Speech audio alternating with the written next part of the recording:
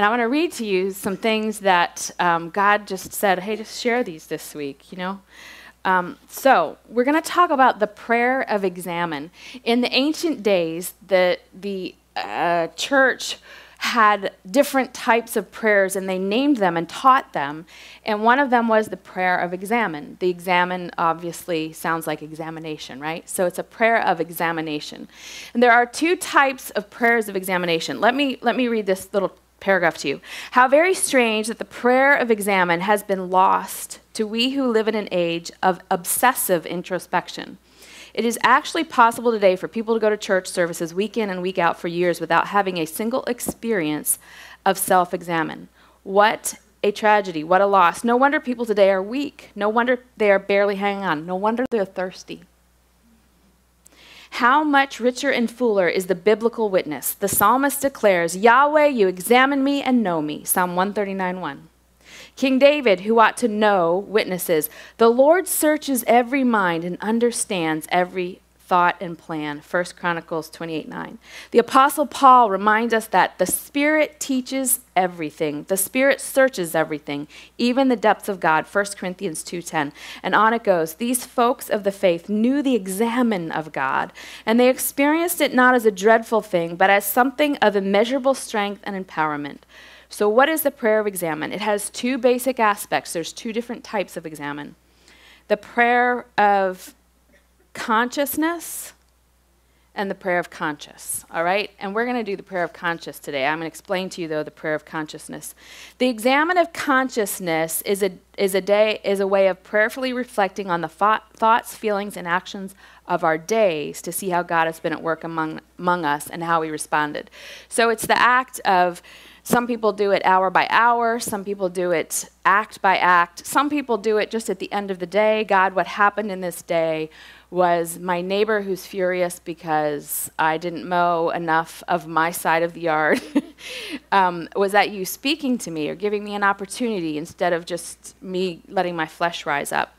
But it's really just looking at the day and saying, how was God speaking to me that I might have missed? Or how was the last hour something that God might have been trying to say to me? And I'll give you an example of how I did this week after I read this in this book. Something I try to do often is just say, God, are you speaking to me now, like in the flowers? He speaks to me a lot about my animals on the farm. My goats, my peacocks, my llamas, they're always teaching me something great about God. I don't know what that says about me. But this week, this is how I experienced the prayer of examine. I posted this on Facebook. Have you felt something in your spirit die recently? Is it dried up? Maybe that's not a bad thing. This morning as I was praying, I looked out to see my freshly winterized flower beds. They are clean and neat and cut back. I felt the Lord whisper to me, just as you have prepared your flower beds for new growth, I have prepared your heart for new growth. I've cut back the things that were dead. It is your work now to rest through the winter and anticipate the beautiful spring I'm going to bring. And so you just look, and it's amazing when you stop and just say, God, are you speaking to me in what's around me right now? Or were you speaking to me in my day? What little things he'll bring to your heart, or sometimes big things. All right, so the second type of prayer of examine is the prayer of consciousness. And prayer of conscience, rather. And that's what we're going to do right now, okay? So the prayer of conscience, we are inviting the Lord to search our heart to the depths. Far from being dreadful, this is a scrutiny of love. We boldly speak the words of the psalmist. Search me, O God, and know my heart.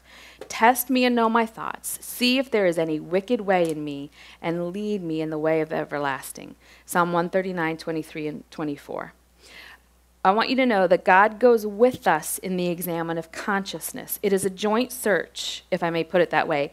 This fact is helpful for us to know for two equally important but opposite reasons. To begin with, if we are lone examiners of our heart, 1,000 justifications will arise to declare our innocence.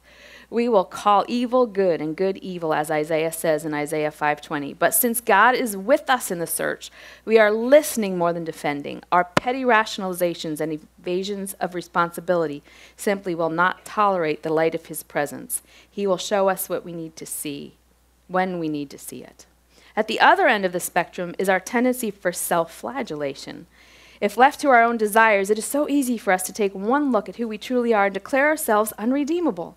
Our damaged self-image votes against us, and we begin beating ourselves mercilessly. But with God alongside us, we are protected and comforted. He will never allow us to see more than we are able to handle. He knows that too much introspection can harm more than help. If the examination is solely a self-examination, we will always end up with excessive praise or blame. But under the searchlight of the great physician, we can expect only good always. So that's what we're going to do right now. We're not going to avoid examine, which is one extreme. I'm okay. I don't need to examine myself. I don't care if you're not a thirsty woman. If you passed all the tests today, you still need to examine yourself, because over here is that lack of examine. And then the other side of that coin is self-flagellation or self-condemnation or shame. I'm not redeemable. But we're going to land right in the middle where we say, okay, Holy Spirit, I am not afraid of your examine. Help my heart be in tune with it. A friend just reminded me about this. I'll just share the Aslan thing. Just reminded me about this story in one of C.S. Lewis's Chronicles of Narnia adventures. In the silver chair, Lucy is dying of thirst. She is parched. And Aslan, the great lion who represents God, Jesus really, in the first book, is standing between her and this babbling brook of refreshment that represents the living water. But she's afraid, for it's been a long time since she's been in the presence of Aslan, or a long time since she's been in the presence of God. And she says, is it safe? And that great lion with that booming voice says, I have swallowed countries and kings. I have devoured nations. It is not safe, but you must come.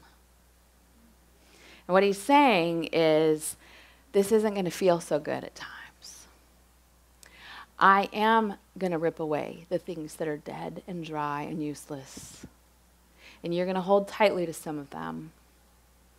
And it's going to hurt. But you will die without the water I have for you. Let's open our Bibles to Psalm 25. It says, the secret of the Lord is with them that fear him, and he makes his covenant known to them. I want to divide this into 3 little sections, and then I want to have you do some self-examine. The secret of the Lord, the very first phrase, do you know what the secret is? I have to confess that this, oh, my fonts are doing funny things. I love it when they do that. Psalm 25:14, the first part up there is the King James Version, and then the last part is the NIV version, because I got in love with different versions. But if you put this verse side by side, many, many different versions, it'll sound different in every one. And I love the King James says the secret of the Lord, because don't you want to know what the secret is? And the secret of the Lord was a very difficult to translate phrase. It was one long Hebrew phrase. And it meant, maybe very specifically, the people of God. It described a tight-knit circle of friendship. They shared each other's hopes, dreams, failures, and futures. That is what the church is supposed to be. In the Greek, the word is koinonia, fellowship, this intimate circle of friendship.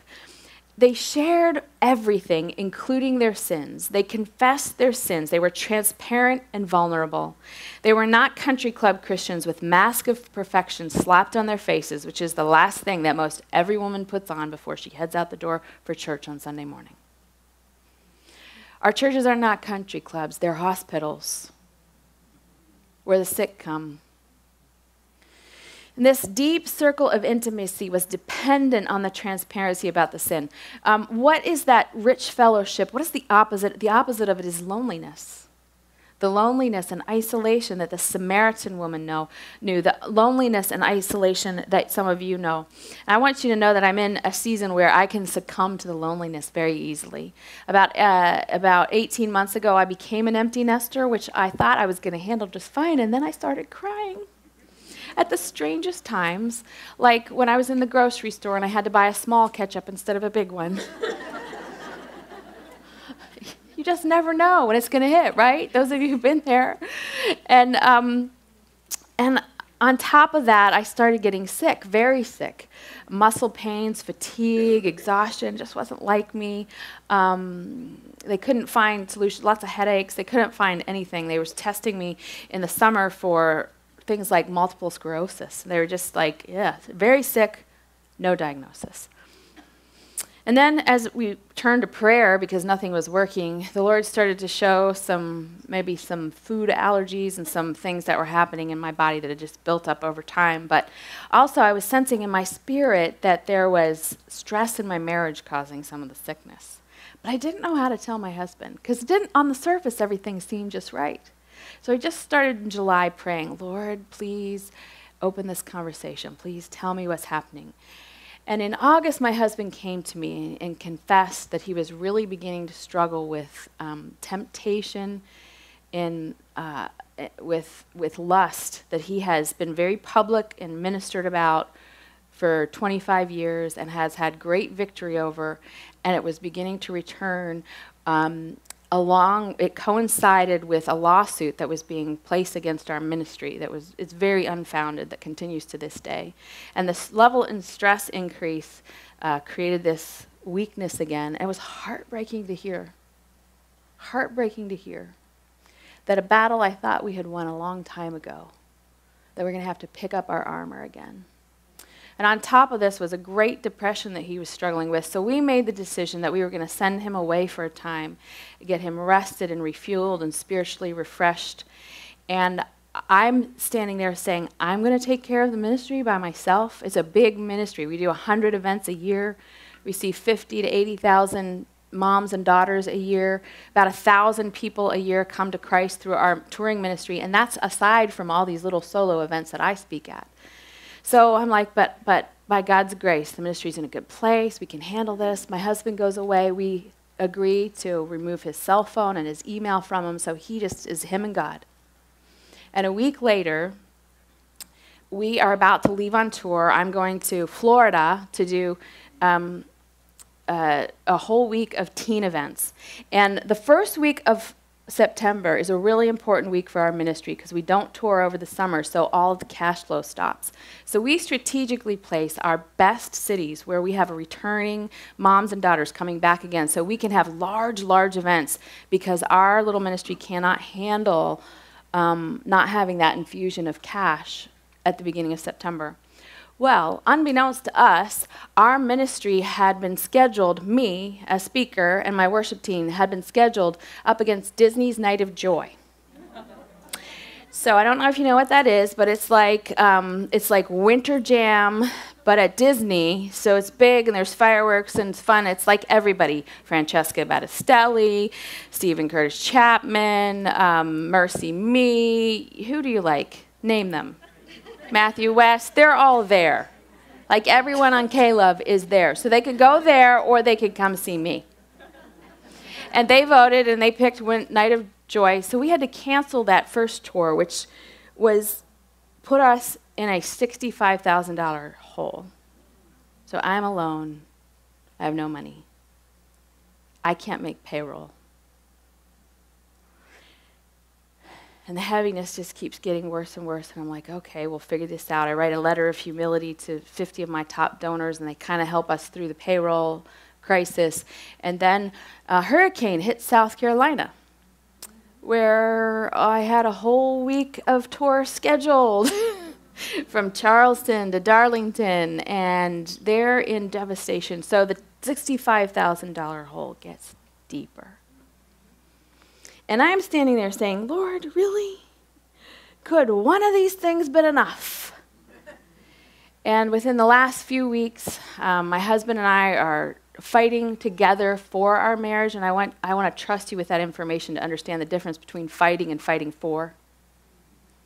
But a lot of tears, a lot of hard days, and about 2 weeks, we leave for a 2-week marital intensive in Colorado. We're not through this. We're in the thick of this. And I've had to cut back several of my staff members who've been with me, one of them 10 years, cut her back to part-time, because I just can't. And I'm telling you this with a without tears in my eyes, but I want to tell you that's because there's none left. Does anybody know what I'm talking about?